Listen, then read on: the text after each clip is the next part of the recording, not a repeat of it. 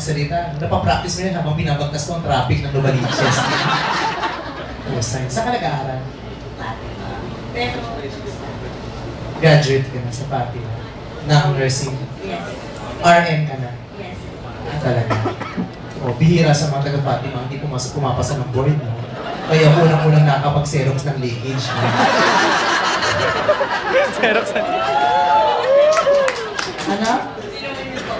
May matinubang taong aamin?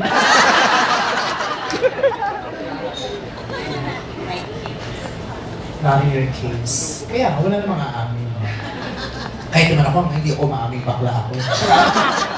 Kasi nasabi ng nanay ko, ba't ako babae ka? Bakla ka? Hindi, adik ako, trip ko lang. Wala. May boyfriend? Alam mo, kawawa yung susunod na gagamit ng mic kung kanil pa itatapat sa picture. Pati mo siya imudgod para rekta. Kasi gano'n, tinibidikit niya sa mukha niya yung mic. Igano'n mo na siya para mas rekta. O gusto mo kumuha ko ng imbuto, tapos kamakoy gano'n sa kanya. Nandito yung boyfriend mo? Wala. Nasaan siya? Sa bakit? Parang kasi Angelica Jones. Saan ka nag-practice ng profession mo? Clinica Manila.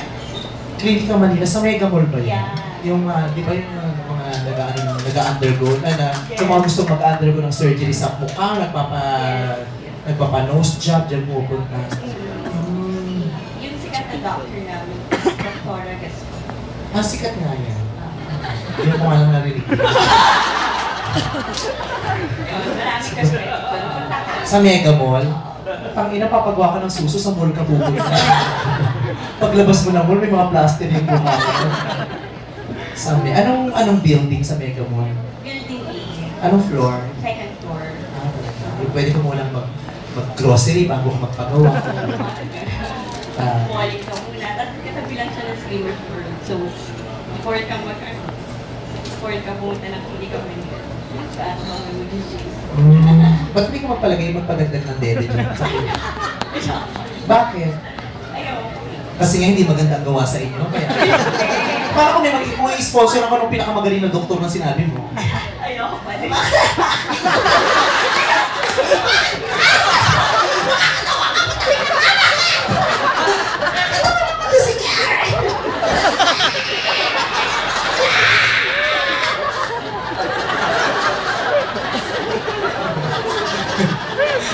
Bakit dito si Karen? Bakit ayaw mo magpa-boob job?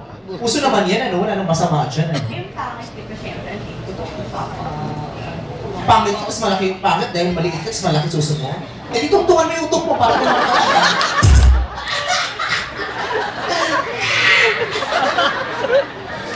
Alam mo ba, mas na-attract ang mga guys pag malaki yung boobs, no?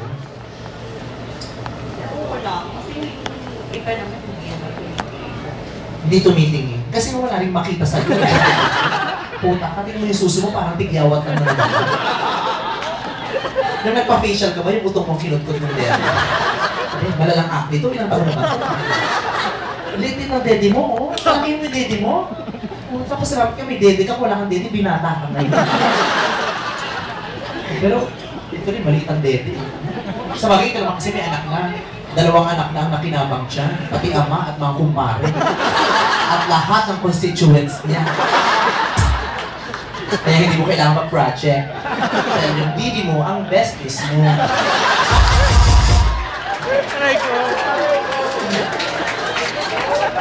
Ayun talaga. Sa bagay ako, Pino naman hindi niya, ako natakot. yung ko rin niya kainin. Ano no?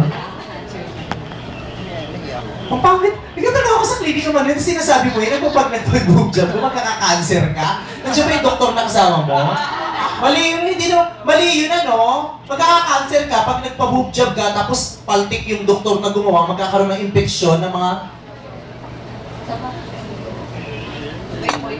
Nako, so yan pala ang paniniwala mo sa Klinika Manila.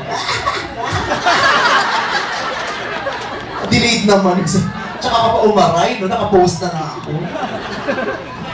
Hindi, okay na. Tsaka bagay naman na sa dede mo. At tsaka maganda naman yung mukha mo. Joke, doon naman ako. Kasi yung sa mga joke ko, may nagpapapaniwala. Yung boyfriend mo, hindi mahilig sa malaking boobs. Siguro. Bago pa lang.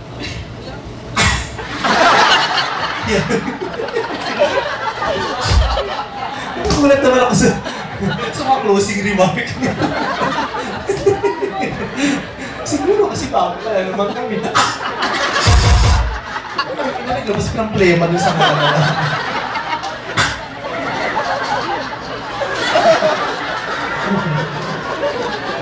Tawa naman ng girl na to. Nagsex na kayo ng boyfriend mo? Hindi pa?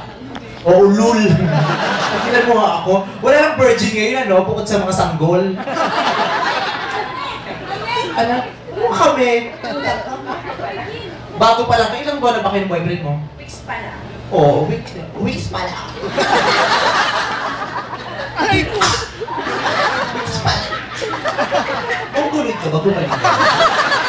Hindi na mga gestures. Hindi. Nakilang boyfriend ka na. Patay mo na to, ayaw na gamitin. Naka-apat na boyfriend ka na. Tapos lahat yung natira ka. Pasok mo nga yung mic, tingnan natin yung kasya. Hindi. Ilan doon sa apat na nakatira sa'yo?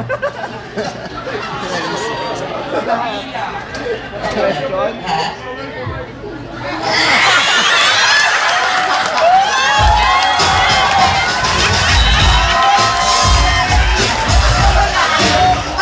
Sa kaya umaming talaga siya. Dalawa. Ay, ano naman masama, ano? Diyos ko, buti ano ng panahon ngayon, wala nang masama. Mas masakit pa kung naghiwalay kayo ng boyfriend mo na matagal kinig sa mata, tapos hindi ka natira, ibig sabihin hindi siya nalilibugan sa'yo. Diba? Pag natira ka ng boyfriend mo, ibig sabihin maganda ka, kaaya-aya ka, hindi niya napigil ang pagtindig ng titi niya. Diba? Kakaloka ka. Nag-enjoy ka. Naamin mo naman na, sige na. Okay lang. Did you enjoy it? Anong part doon na na-enjoy?